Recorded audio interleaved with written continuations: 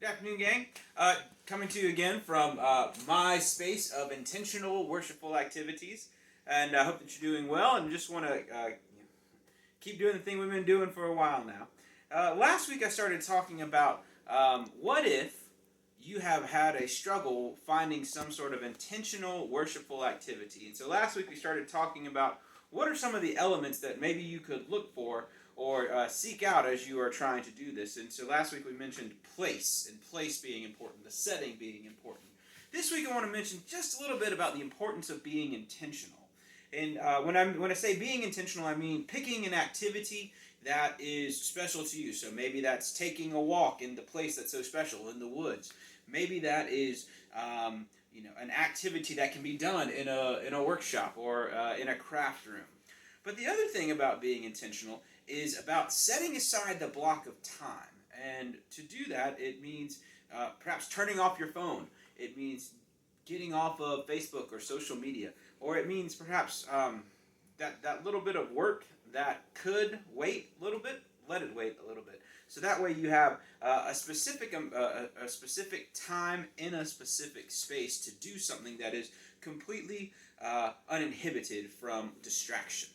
So as you are continuing to try to find that thing which is your intentional worshipful activity, keep being intentional in mind. I want to let you know about something that we're trying this Sunday. This Sunday we're going to start a 30-minute sort of coffee time before our worship service. So if you want to join us, just log on to Zoom about 10:30, have your cup of coffee ready, and that'll be a time for us just to catch up, to check in, to see how each other's doing. Also this coming Sunday, we're going to participate in Holy Communion.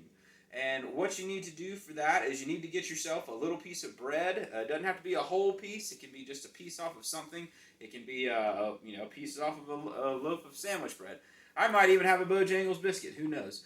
And then you need some sort of juice or liquid, preferably something that's red. But if you can't get that or not going to get out, any sort of liquid would do, just a little bit of amount. And if you'll have that with you whenever you come to our virtual worship on Sunday, and I will consecrate the elements like I normally do when we're in the church, and we will celebrate in Holy Communion.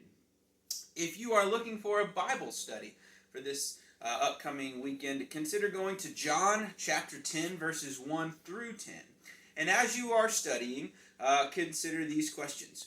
Who are the robbers, and how do they get in? And what are some of the implications for us? There are some specific details in verses 3 and 4. What do those details tell us about the sort of relationship that Jesus has with his sheep? And in verse 9, what is meant by the word pasture? I hope that you have a great rest of your week. I look forward to seeing you this coming Sunday, and we'll talk to you later. Bye-bye.